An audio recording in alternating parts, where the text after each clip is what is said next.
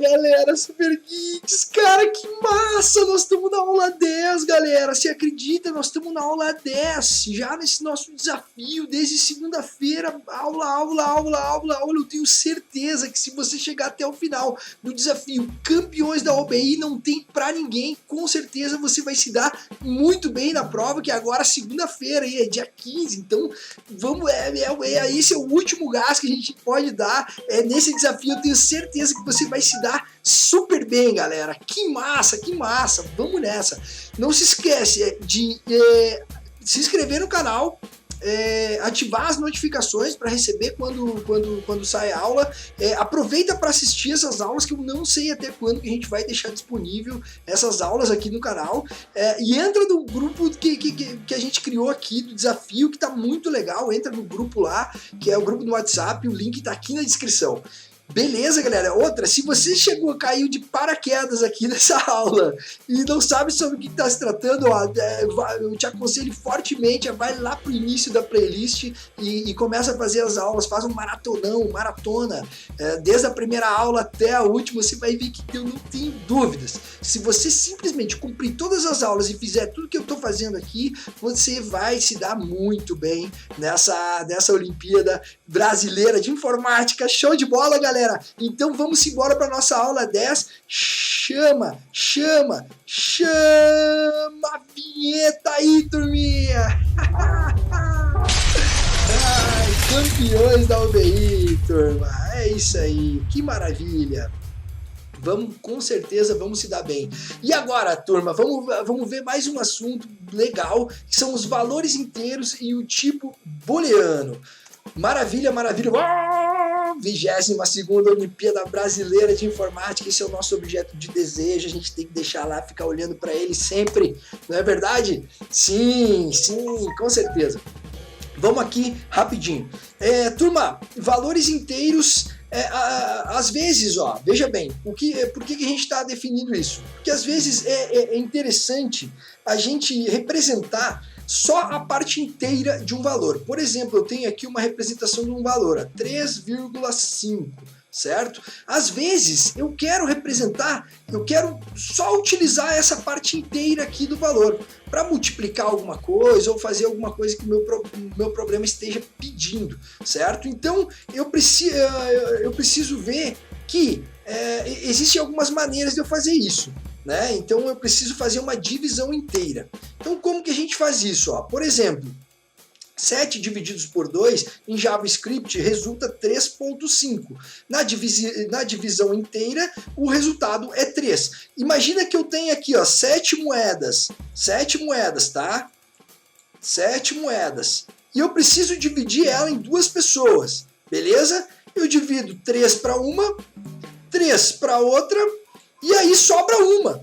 O que eu vou fazer com essa moeda aqui que sobrou? Eu não posso cortar ela no meio e dar metade para cada um.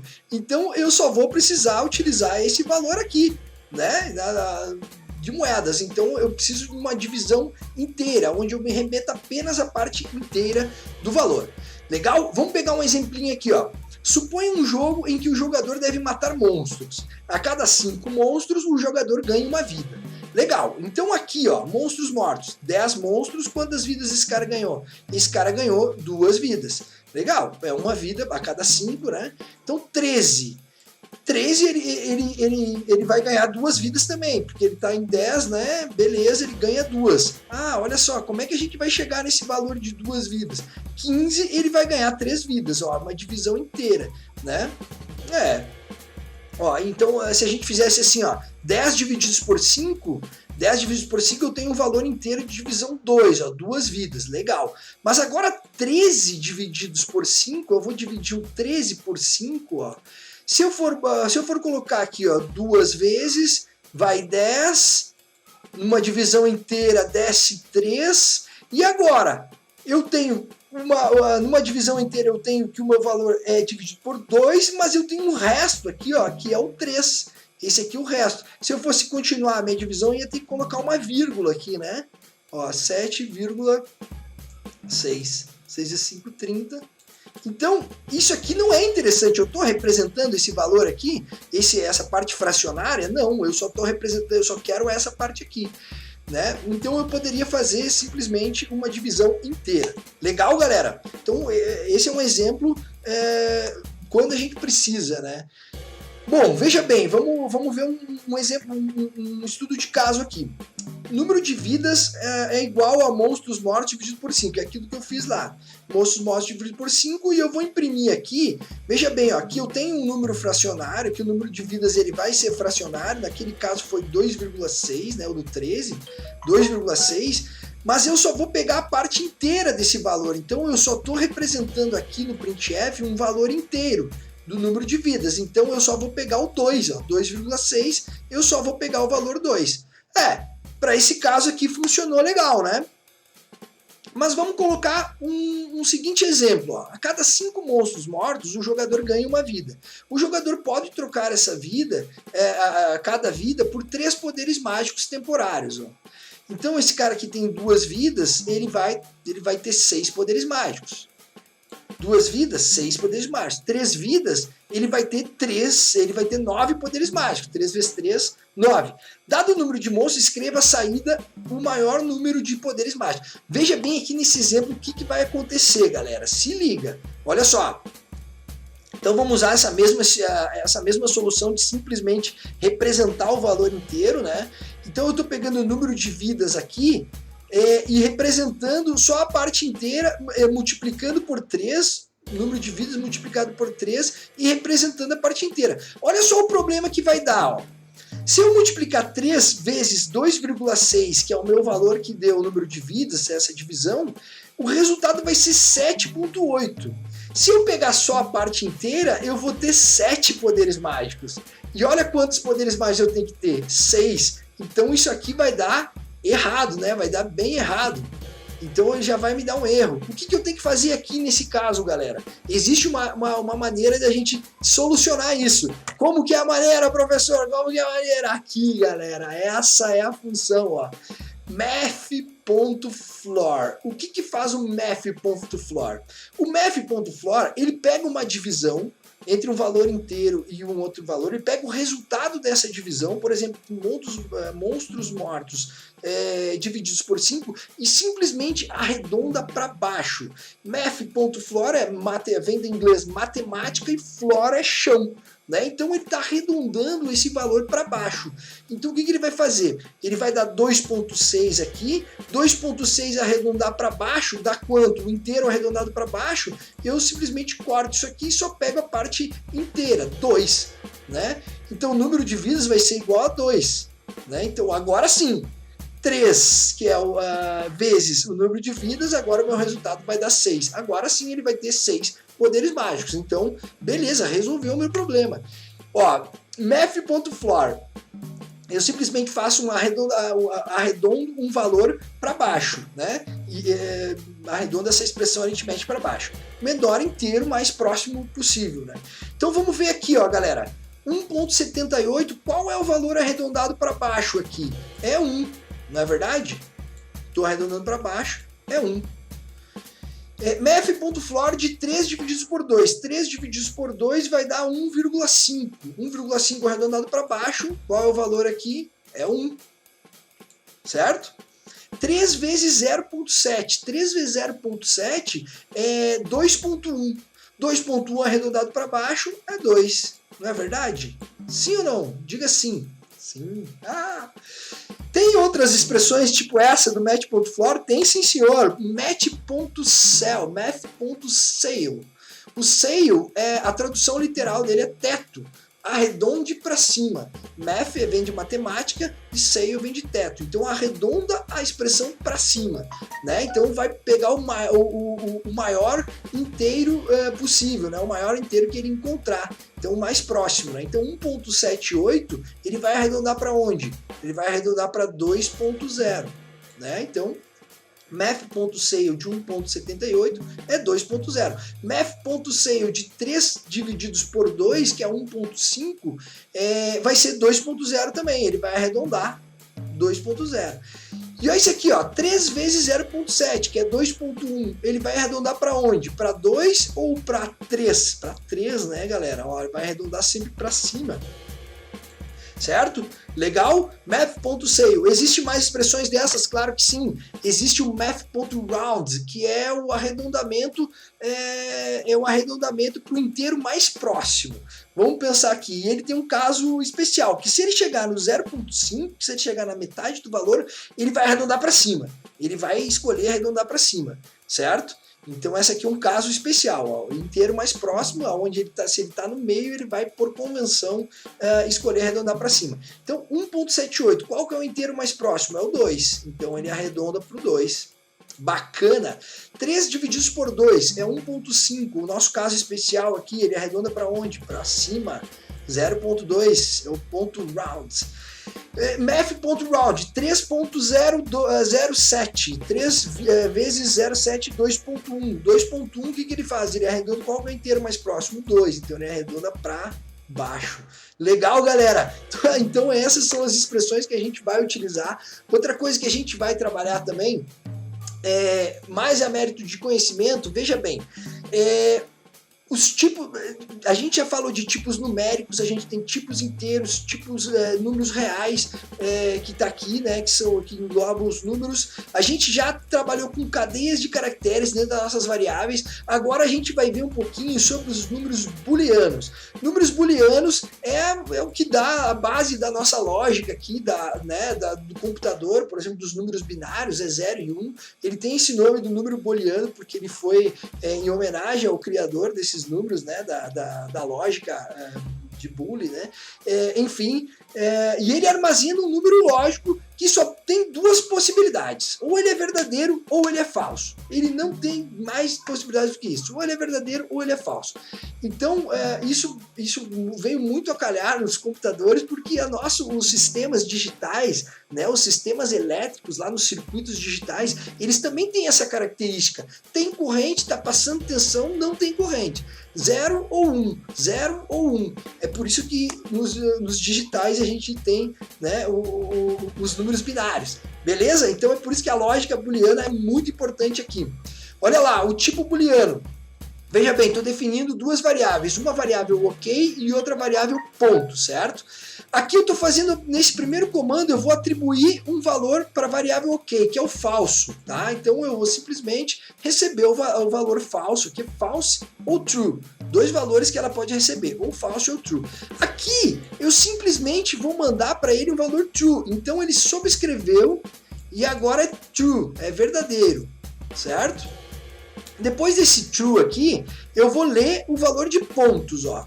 Li o valor de pontos, então ele vai procurar na minha entrada aqui, ele vai procurar na minha entrada um inteiro, ele achou esse inteiro aqui, 4.500, e armazenou na minha variável pontos 4.500. Aí ele fez o seguinte, ó, olha só que legal. A variável booleana, ela pode receber, tá vendo? Eu posso atribuir essa variável uma expressão. Olha só que massa, essa expressão não está nem no if, nem no... Eu estou pegando uma expressão, pontos maior ou igual a 5.000. Ponto é maior que 5.000? Não, ponto é menor, então essa expressão é falsa. O que eu estou armazenando aqui na variável ok? False. Ah, então agora ele é falso, né?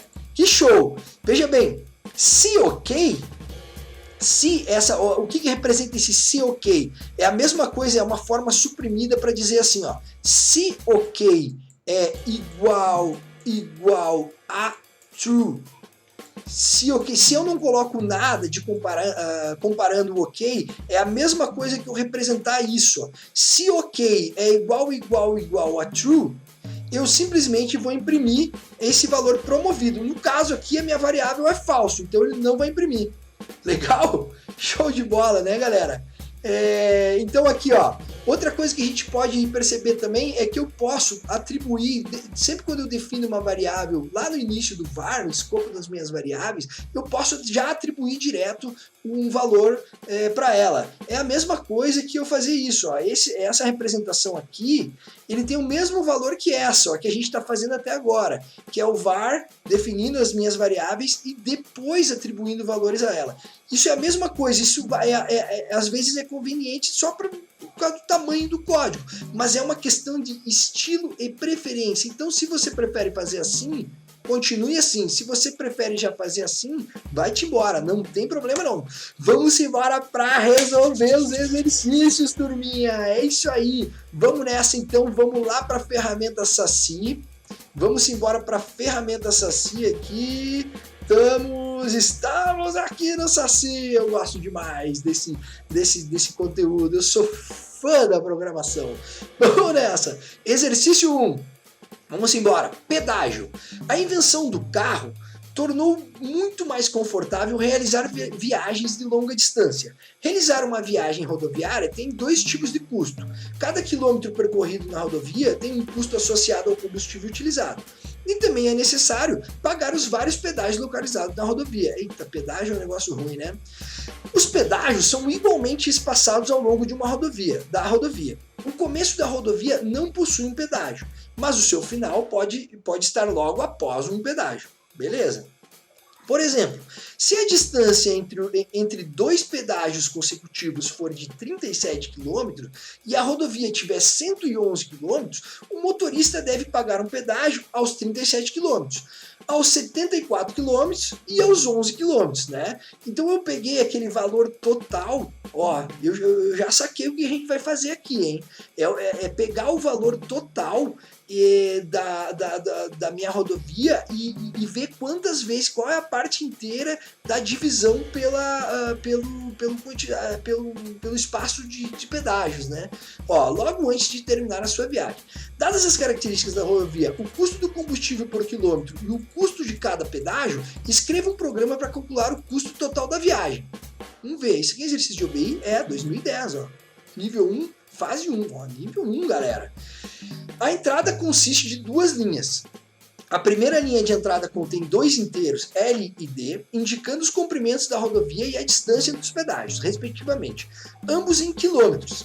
A segunda linha contém dois inteiros, K e P, indicando o custo do combustível por quilômetro percorrido e o valor de cada pedágio. O primeiro pedágio está localizado no quilômetro D da rodovia, ou seja, a distância do início da rodovia para o primeiro pedágio é D quilômetros. Bacana. Então, seu programa deve imprimir uma única linha contendo um único inteiro, indicando o custo total da viagem. Se eu tenho uma única linha, já não posso esquecer do que, galera? Barra invertida N no meu printf, que eu estou apresentando meu resultado. Não é verdade? É isso mesmo. Quantas vezes, né? Vamos embora. Exercício 1. Aqui, galera, no exercício 1, vamos pensar um pouquinho, então.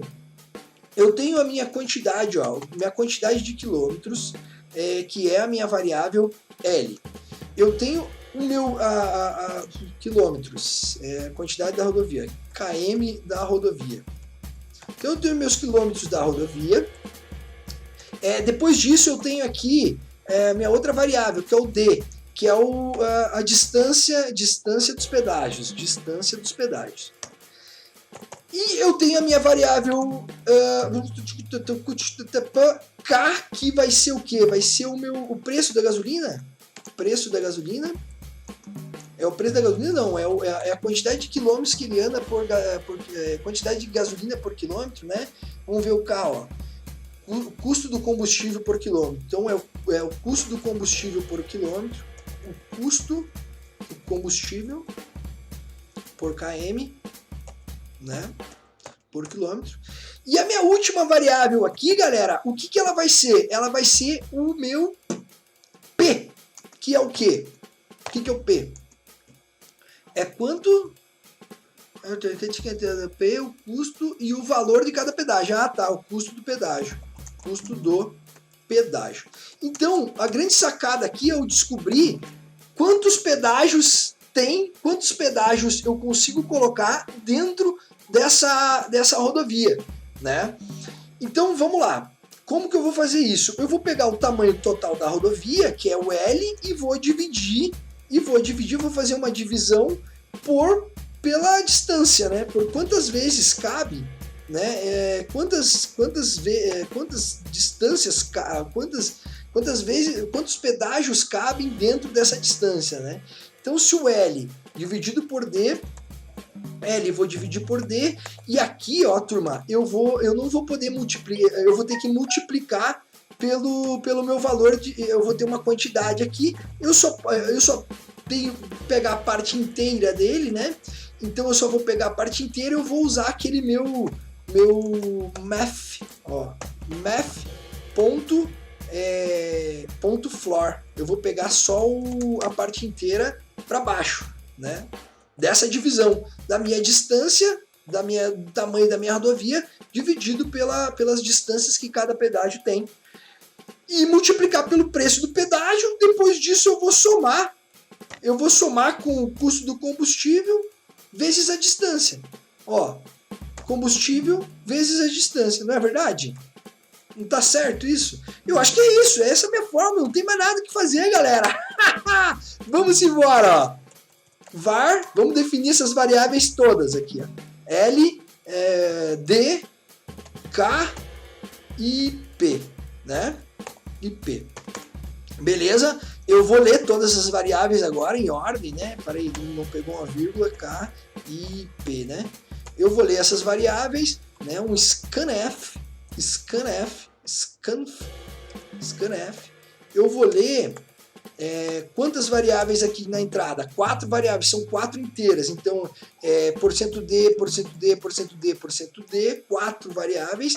E aqui o primeiro %D eu vou armazenar na minha variável L. Muito bem. O meu segundo %D eu vou armazenar na minha variável D. Muito bem. O meu terceiro %D eu vou armazenar na K. Muito bem. E o meu quarto %D eu vou variar na variável P. Muito bem. Show de bola, turminha. Olha que massa isso. Legal demais. Vamos embora. O que eu tenho que fazer aqui, galera? Eu vou criar mais uma variável com o total, tá? Total gasto. Total gasto na viagem. Então, esse total gasto, ele vai receber, ó, total gasto, ele vai ser uma relação entre outras variáveis que eu vou capturar agora. Já capturei, na verdade, né? Então, ó, math.floor da divisão de L por D. Dividir L por D, eu vou ter a parte inteira dessa variável e vou multiplicar isso por P, certo? O que ele vai fazer agora?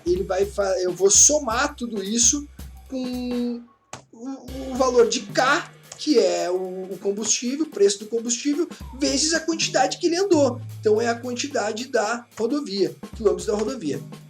Cara, será que isso está certo? Eu não vejo a hora de testar. Como é que eu vou testar? Eu tenho que imprimir o quê? Eu vou imprimir o quê, galerinha? Eu vou imprimir o meu total, %D, barra invertida N, e vamos imprimir o meu total gasto. Show de bola. Incrível.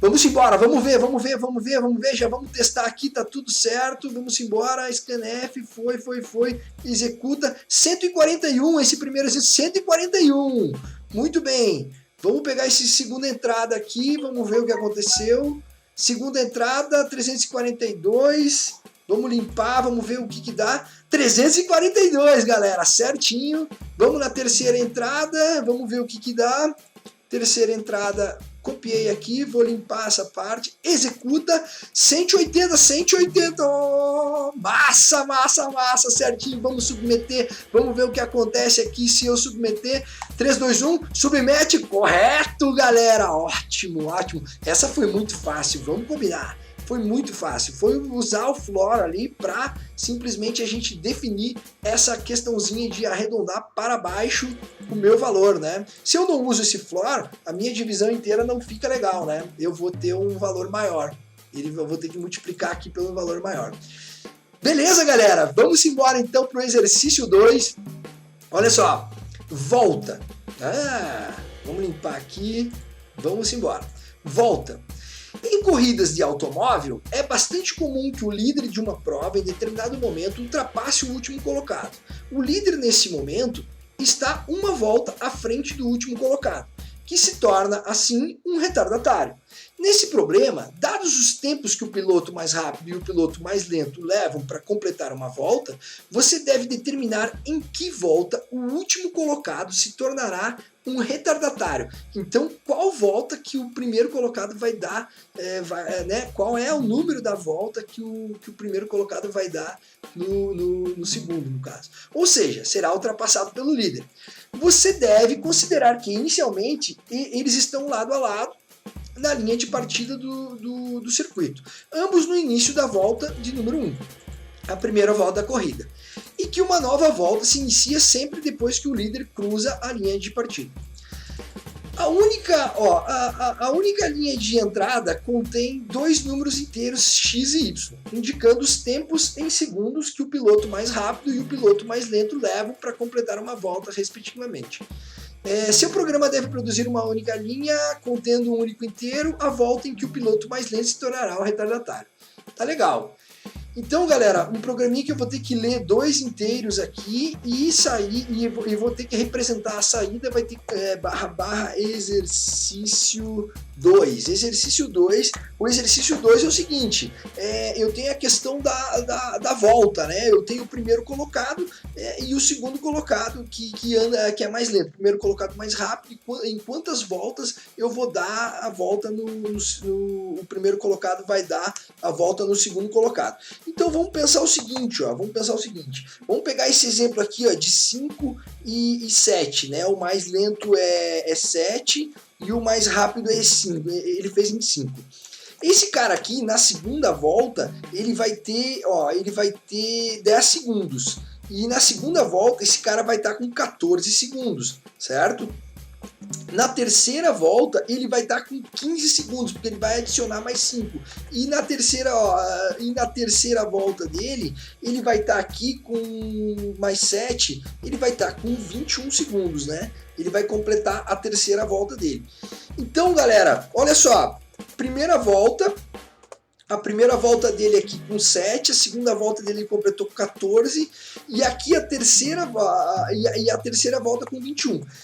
Aqui no mais rápido, a primeira volta foi com 5, a segunda volta foi com 10 e a terceira volta foi com 15. Vamos pegar aqui e vamos tentar entender como é que a gente pode formular isso. A gente pode pegar a diferença entre o mais lento, a diferença entre o mais lento, que é o y, menos o mais rápido, que é o x, aqui nesse caso é 7 menos 5. Ó, 7 menos 5, que vai dar 2, certo? Beleza, então a diferença é 2. Se eu divido 7, que é o mais lento, divididos por 2, quantas vezes eu consigo... qual é o meu resultado aqui? 3,5, certo? 3,5. Aí, galera, veja bem, qual é a volta? Então significa que ele cabe, essa diferença cabe 3 vezes...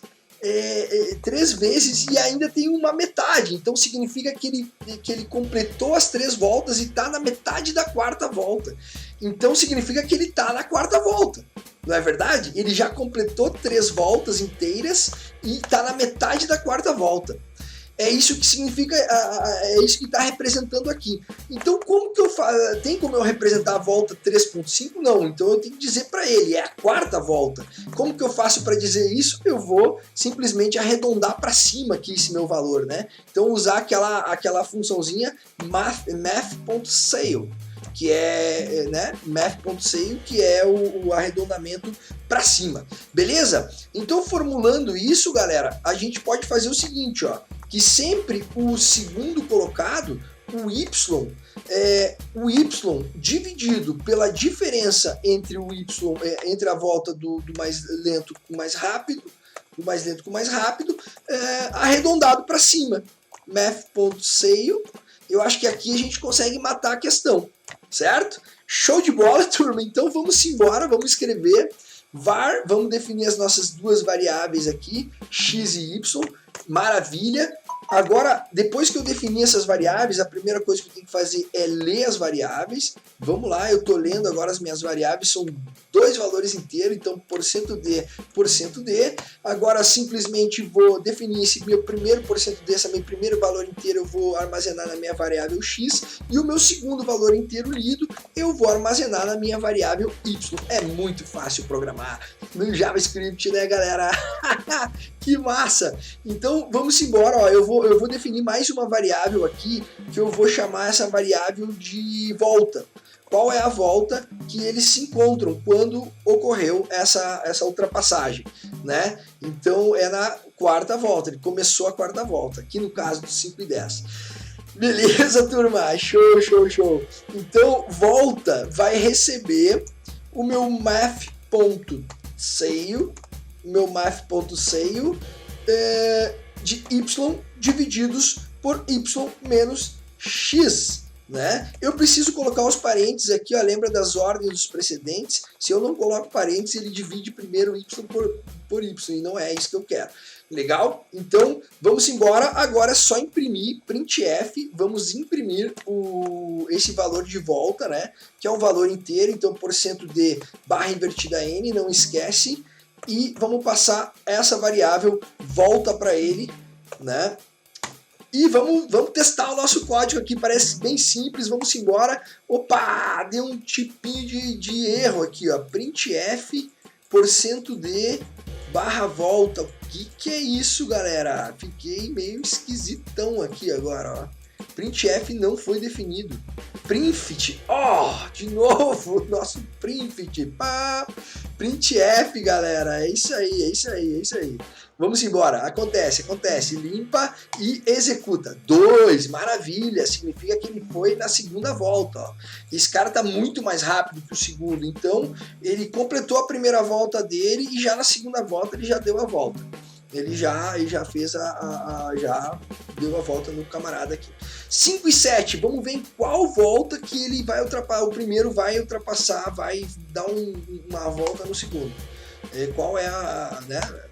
Na quarta volta ele vai ultrapassar. O primeiro vai ultrapassar o segundo. O primeiro vai dar uma volta no segundo. E vamos ver aqui, ó, nesses valores grandes aqui. O que vai acontecer? Executa, limpa, executa, 30 na 31ª volta. Olha só que massa, funcionando, show de bola, exercício da SBC. Vamos submeter, vamos ver o que dá. Rufem os tambores, submete, galera, olhando o lance. Muito bom, correto. É isso aí, turminha. Muito bom, parabéns. Vamos embora, exercício 3, cara. Que show. Vamos ler aqui o exercício 3. Receita de bolo. João deseja fazer bolos para seus amigos, usando uma receita que indica que deve ser usados 2 xícaras de farinha de trigo, 3 ovos e 5 colheres de sopa de leite. Em casa, ele tem A xícaras de farinha de trigo, B ovos e C colheres de sopa de leite. João não tem muita prática com a cozinha e, portanto, ele só se arrisca a fazer medidas exatas de receita de bolo. Por exemplo, se ele tiver material suficiente para fazer mais do que 2 e menos do que 3 bolos, ele fará somente 2. Bacana! Sabendo disso, ajude João escrevendo um programa que determine qual a quantidade máxima de bolos que ele consegue fazer. A entrada é dada em uma única linha, que contém 3 números inteiros, A, B e C, indicando respectivamente o número de xícaras de farinha de trigo, o número de ovos e o número de colheres de sopa de leite que João tem em casa. Olha só! Seu programa deve imprimir uma única linha contendo um único inteiro, a quantidade máxima de bolos que João consegue fazer. Legal! Então tá, galera, veja bem, eu tenho 3 variáveis principais aqui, vamos escrever, vamos começar. Exercício 3. Então, olha só analisando aqui essa primeira entrada, ó, quantos bolos eu consigo fazer com essa quantidade de farinha? Com essa quantidade de farinha, se para cada receita, eu vou botar aqui, ó, para uma receita de bolo, eu preciso de duas quantidades de xícaras de farinha, 3 ovos, que é o B, e 5 colheres de sopa de leite, que é o C, certo? Então aqui, ó, se eu tenho 4 farinha, eu consigo fazer 2 bolos. Para esse caso aqui de 6 ovos, eu consigo fazer 2 bolos. e 10 colheres de sopa eu consigo fazer 2 bolos. Então, para esse caso todos, eu consigo fazer 2 bolos. Ah, já peguei a ideia. Como é que a gente tem que fazer aqui? A gente tem que simplesmente entender quantos bolos eu consigo fazer com cada elemento, né? E vai ser o que tiver menos. A menor quantidade de bolos da menor quantidade de ingrediente é o que eu vou conseguir fazer, certo? Então, B, C, declarei as 3 variáveis e eu vou declarar uma variável mínima, que é o menor valor, é o menor bolo, menor, tá? Show de bola, show de bola. Scanf, vamos ler essa parada aqui, esses 3 valores. Para isso são 3 inteiros, então %D, %D, %D. O primeiro %D eu vou armazenar na variável A, que me representa as minhas xícaras de farinha de trigo. No segundo %D eu vou armazenar na variável B, que representa os ovos, e no terceiro eu vou armazenar na variável C, que representa minhas colheres de sopa de leite, galera. Então vamos embora. Depois de fazer isso, depois de ler essas variáveis, o que eu posso fazer? Eu posso simplesmente entender quanto que eu consigo fazer com cada um desses ingredientes. Então, eu preciso dividir a quantidade do ingrediente no caso do A, por 2. Né? Então, eu pego esse valor de entrada e divido por 2. Então, vamos receber mesmo no A mesmo. Vamos subscrever a quantidade da variável A. A divididos por 2. Mas veja bem, tem um problema aqui. Porque eu não posso colocar um número quebrado ali, 4,5 bolo. Então eu vou ter que arredondar.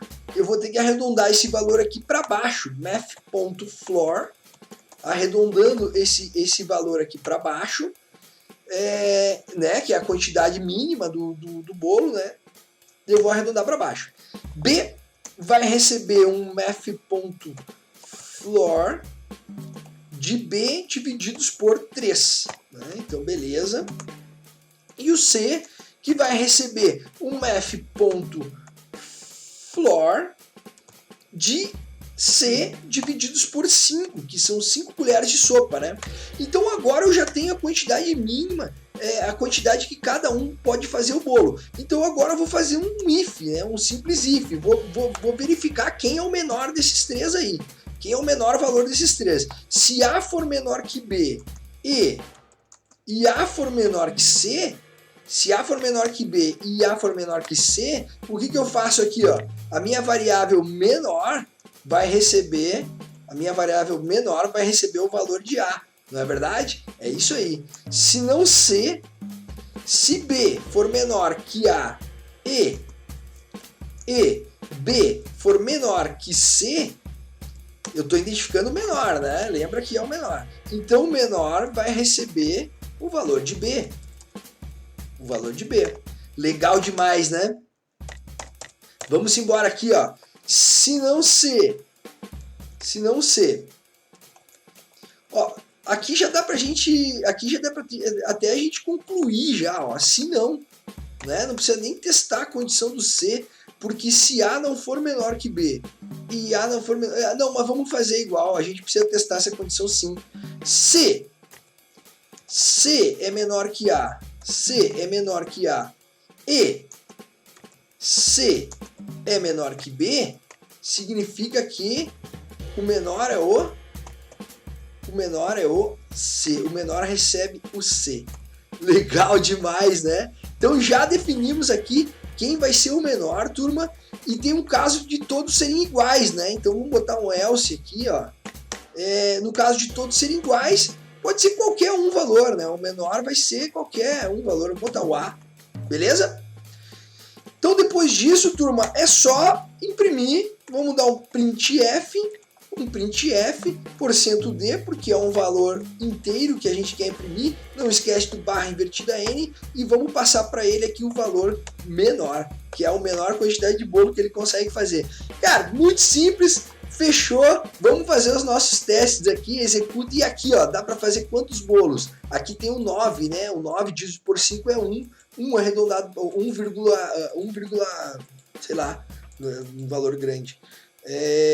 Arredondado para baixo vai ser 1, então aqui ele vai fazer um bolo só. É um bolo só, galera. Muito bem, vamos ver o de cima aqui, que ele pode fazer 2 bolos.